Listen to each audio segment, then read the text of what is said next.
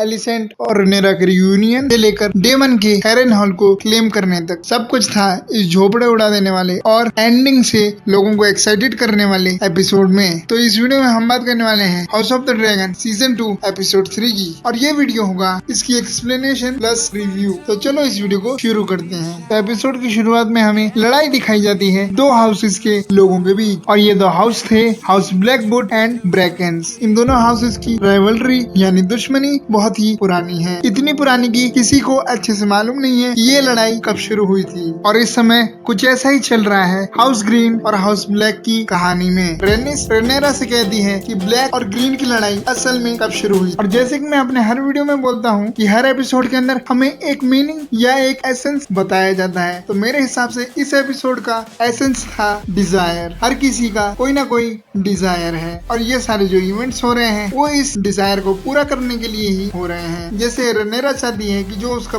Birth right है iron throne वो उसे मिले, वहीं एगोन को लगता है रेनेरा नहीं बल्कि वो है असली हेयर टू द थ्रोन। फिर हमें किंग्स लैंडिंग के कुछ विजुअल दिखाए जाते हैं कि जो सर क्रिस्टन कोल है वो नए हैंड ऑफ द किंग तो बन गए, बट डिसीजंस लेने में उनकी फट रही है या फिर उन्हें समझ नहीं आ रहा वो क्या डिसीजन ले। और ऑटो हाईटावर के जाने के बाद हमें ये सब पता चल रहा है कि जो ग्रीन काउंसिल में डिसिप्लिन थी वो धीरे धीरे खत्म हो रही है, और जो सारे काउंसिल मेंबर थे वो एक डिसीजन पे नहीं आ पा रहे हैं। और जो एगोन है वो अभी भी अपने उस प्लान पे टिका है कि हमें रेनेरा के ऊपर अटैक कर देना चाहिए। एगोन तो ये भी कहता है कि क्रिस्टन कोल, एमंड और उसकी पूरी आर्मी विद वेगार सीधा जाए हैरेनहॉल की तरफ, क्योंकि जो हैरेनहॉल है उसकी ज्योग्राफिकल इंपॉर्टेंस है, क्योंकि वो पूरे 7 कॉन्टिनेंट्स में सबसे लार्जर एरिया कवर करता है। और जो रिवेंडेल है वहाँ की आर्मी और लोगों को शेल्टर मिल सकता है हैरेनहॉल के अंदर ही। मगर जो क्रिस्टन कोल का कैरेक्टर है वो कहता है कि एमंड और वेगार को यहीं पे रहना चाहिए, क्योंकि किंग्स लैंडिंग में भी ड्रैगन का रहना जरूरी है।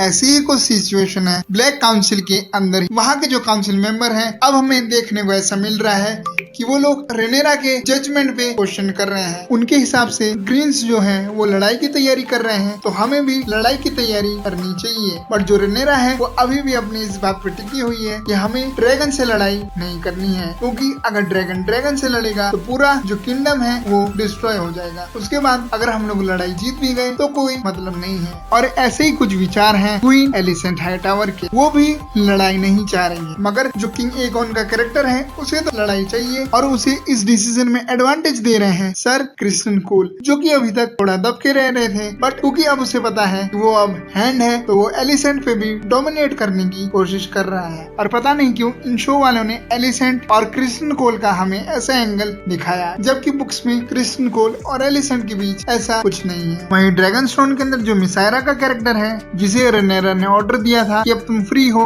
और तुम जा सकती हो, उसे चाहिए रेनेरा के काउंसिल में एक जगह, या फिर एटलीस्ट उसे कोई हायर रोल चाहिए। फिर हमें पता चलता है कि जो एलिसेंट का कैरेक्टर है उसने एक लेटर भेजा है रेनेरा को, जो कि जानबूझकर उसने अभी तक पढ़ा नहीं है। और यहाँ पे हमें दोनों साइड्स के बीच कुछ सिमिलरिटीज देखने को मिलेगी। फर्स्टली जो दो मेन फीमेल कैरेक्टर है इस शो की, रेनेरा और एलिसेंट, दोनों वॉर नहीं चाहती है, जैसे कि मैंने पहले बोला। एंड सेकेंडली जो दोनों तरफ के मेन रूलर है, एक तरफ रेनेरा और दूसरी तरफ इस समय एगोन, वो दोनों लोगों से एडवाइस नहीं ले रहे हैं। ना एगोन किसकी सुन रहा है और ना रेनेरा। और जब किसी जगह में ऐसी चीज होने लगी कि तुम अपने आसपास के लोगों की बात ना सुनो, तो मेरे हिसाब से यही शुरुआत होती है तुम्हारे डाउनफॉल की। और फिर हमें दिखाए जाते हैं रेनिस और कॉर्लिस के कैरेक्टर। और रेनिस कॉर्लिस से कहती है कि उसे लियाना, जो कि बेला की सिस्टर है और डेमन और लीना की बेटी है, उसे बना देना चाहिए ड्रिफ्टमार का सक्सेसर। मगर जो कॉर्लिस है वो ये चीज नहीं चाहता है। और यहाँ पे हमें ये दिखाया गया है कि रेनिस ये नहीं चाहती कि जो उसके साथ हुआ वही उसके ग्रैंड चाइल्ड के साथ हो, कि उसे उसका राइट इसलिए नहीं मिला क्योंकि वो एक लड़की थी। और वहीं दूसरी तरफ जो लियाना का कैरेक्टर है, रेनेरा उसे समन करती है और उससे कहती है कि मैं चाहती हूँ कि तुम जाओ पेंटोस की तरफ, क्योंकि वो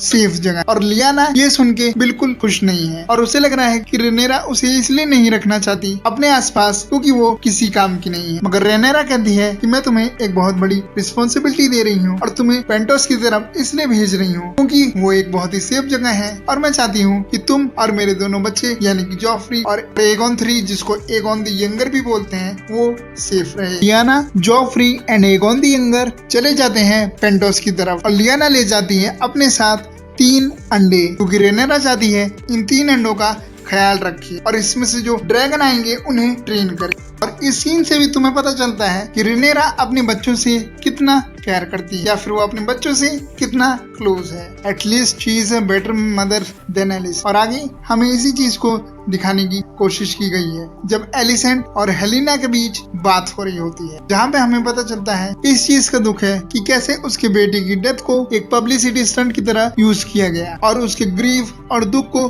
पब्लिक किया गया। और वो एलिसेंट से कहती है कि मुझे इस चीज का दुख नहीं होना चाहिए क्योंकि छोटे बच्चे तो मरते रहे। अब इस चीज का क्या सिग्निफिकेंस है या ये चीज शायद आगे के लिए हिंट हो, मुझे इस चीज का आइडिया नहीं लगा। मगर इस सीन के एंड में हमें ये दिखाया जाता है कि जो हेलेना का कैरेक्टर है वो एलिसेंट को माफ कर देता है, जिससे शायद एलिसेंट को थोड़ी राहत मिली हो क्योंकि जब से जेहरिस की डेथ हुई है शायद वो इसी गिल्ट में थी कि जब जेहरिस के साथ ऐसी हरकत हो रही थी तो वो खुद क्रिस्टन कोल के साथ क्या हरकत कर रही है। और क्रिस्टन कोल से याद आया कि इस एपिसोड में हमें दिखाया जाता है कि जो क्रिस्टन कोल है वो अपनी आर्मी के साथ मार्च कर रहे हैं हेरेनहॉल की तरफ। वो रिवेंडेल की आर्मी को अपनी तरफ कर सकें और हेरेनहॉल जो कि मैंने पहले बोला कि एक लार्ज एरिया है उसे अपनी साइड कर सकें ताकि उन्हें लड़ाई में एक एडवांटेज मिले। और इस लड़ाई में एलिसेंट चाहती है कि क्रिस्टन कोल की आर्मी के साथ जाए एलिसेंट हाईटावर का भाई, जिनका नाम होता है ग्वेने हाईटावर। और ग्वेने कोल को एक तरीके से टॉन्ट भी मारता है अपने फादर के रिमूवल के रिगार्डिंग।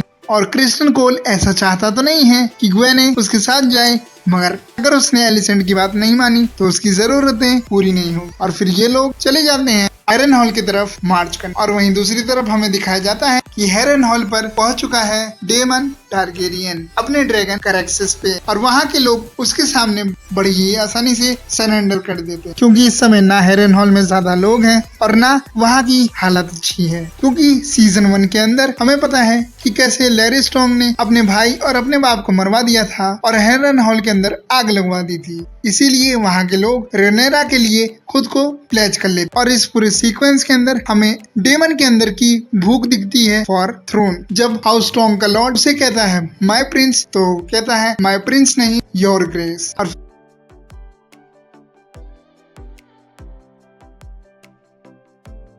फिर रात में डेमन को हेरेनहॉल के अंदर एक तरीके के विजन या फिर हेलुसिनेशन होने लगते हैं जिसके अंदर उसे दिखती है छोटी रेनेरा जो कि एक चेयर पे बैठ के जेहरिस का जो हेड है वो उसकी बॉडी से स्टिच कर रही है। तो इससे शायद हमें ये दिखाने की कोशिश की गई है कि जो इवेंट हुए हैं ब्लड एंड चीज में शायद डेमन भी उस चीज से उतना खुश नहीं है और वो शायद खुद को इसके लिए जिम्मेदार मान रहा है। हालांकि बुक्स में ऐसा कुछ नहीं हुआ था और ये लोग बुक से कभी कभी काफी डिफरेंट चले जाते हैं। के अंदर हमको कैमियो देखने को मिलता है यंगर रेनेरा के कैरेक्टर का। सीन दोबारा शिफ्ट होता है क्रिस्टन कोल और उसकी आर्मी के ऊपर। जब बेला अपने ड्रैगन पे पूरी जगह ग्राउंड मार रही होती है तो उसे क्रिस्टन कोल और उसकी आर्मी दिखते हैं मार्च करते हुए और उन लोगों को देख करके उसका जो ड्रैगन है वो उनकी तरफ बढ़ने लगता है और उस ड्रैगन को देख करके क्रिस्टन कोल और उसकी आर्मी की फट जाती है। फिर वो लोग वुड्स के अंदर यानी जंगलों के अंदर भागने लगते हैं मगर बेला किसी तरह अपने ड्रैगन को कंट्रोल कर लेती है उन पे अटैक करने से क्योंकि रेनेरा ने बोला था डू नॉट इंगेज। और ये खबर ड्रैगन स्टोन के अंदर बेला रेनेरा और उसकी काउंसिल को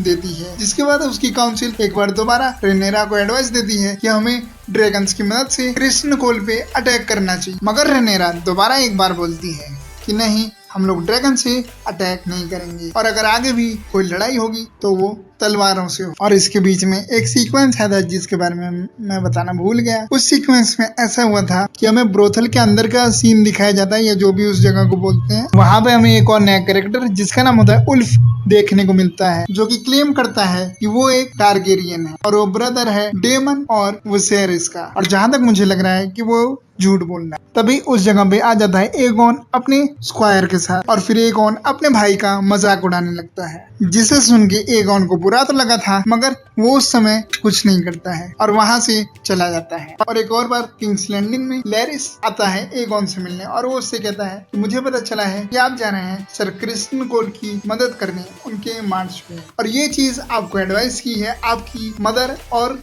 काउंसिल ने। और ये सुन के एगोन एग्री तो करता है मगर उसके बाद जो लैरिस का कैरेक्टर है वो कोशिश करता है शायद एगोन को भड़काने की उसकी मदर और ब्रदर के खिलाफ। और वो कहता है कि मुझे ऐसी खबरें पता चली कि ये लोग आपको किंग्स लैंडिंग से बाहर इसलिए भेजना चाहते हैं ताकि आपके एब्सेंस में ये लोग रूल कर सके। जिसके बाद जो एगोन है वो अपना डिसीजन बदल लेता है किंग्स लैंडिंग से बाहर जाने का। तो शायद जो लैरिस का कैरेक्टर है वो आगे जाके बड़े गेम में एक बड़ा रोल प्ले कर सकता है। और ड्रैगन स्टोन के अंदर जो रेनेरा का कैरेक्टर है वो एलिसेंट का वो लेटर पढ़ती है जो उसने भेजा है। अब हमें ये तो उतना अच्छे से नहीं पता चला कि उस लेटर में लिखा क्या है, मगर इसके बाद रेनेरा प्लान करती है कि वो एलिसेंट से सीक्रेटली मिलेगी और बात करने की कोशिश करेगी ताकि कोई ऐसा रास्ता निकल सके कि ये जो लड़ाई है वो अवॉइड हो सके और पूरे रेल में शांति आ सके। रेनेरा मिसायरा की मदद से ऐसा प्लान बनाती है कि वो अपना भेष बदल के जाएगी किंग्स लैंडिंग में और एलिसेंट से उस जगह पे मिलेगी जहाँ पे वो लोग बचपन में कैंडल्स जलाते थे। और होता भी कुछ ऐसा ही है। रेनेरा सक्सेसफुली एलिसेंट से मिल जाती है। फिर ये दोनों थोड़ी बहुत अपनी बचपन की बातें करते हैं। फिर रेनेरा कहती है कि हमें कुछ करना होगा ताकि ये लड़ाई ना हो। फिर इनके बीच बात होता है उसी कंफ्यूजन का जो कि सीजन 1 में हुआ था और जिसकी वजह से ये सारी बातें इस लड़ाई तक आके पहुंच गई कि किंग विसेरिस ने आखिर अपना हेयर टू द थ्रोन किसे चुना था, जिसमें एलिसेंट को लगता है कि विसेरिस ने नाम लिया था उसके बेटे एगोन का, तो वहीं रेनेरा को लगता है कि मेरे फादर ने मुझसे प्रॉमिस किया था कि वही है उसकी असली सक्सेस। और बातों ही बातों में एलिसेंट रेनेरा से कहती है कि मरने से पहले विसेरिस ने उसे अपनी आखिरी इच्छा बताई थी कि उसका सपना है कि एगोन रूल करे। और ये बात सुन के रेनेरा को अचानक से पता चलता है कि ये जो भी कुछ है वो असल में एक कंफ्यूजन है और विसेरिस जिसे एगोन की बात कर रहा था वो था एगोन दी कॉन्करर और उसका ड्रीम। ये बात सुन के एलिसेंट को भी एक आइडिया लग जाता है कि रेनेरा शायद सही बोल रही है, मगर एक तरफ तो शायद वो ये नहीं चाहती कि उसका बेटा राजा ना रहे और इसी के साथ वो कहती है कि अब बहुत ही ज्यादा देर हो चुकी है। मगर यहाँ पे जरूरी चीज ये है कि रेनेरा को अब पता चल चुका है कि शायद उसके फादर उसी को उसका सक्सेसर बनते हुए देखना चाहते थे और अभी तक जो भी कुछ हुआ इसका मेन रीजन है कंफ्यूजन एंड मिसअंडरस्टैंडिंग। तो अब देखना इंटरेस्टिंग होगा कि रेनेरा आगे आने वाले एपिसोड्स में क्या करती है। बाकी आज के इस वीडियो में इतना ही। इस वीडियो को यहीं पे एंड करते हैं। तुम मेरी आवाज सुनोगे किसी और वीडियो में, तब तक के लिए थैंक्स फॉर वॉचिंग।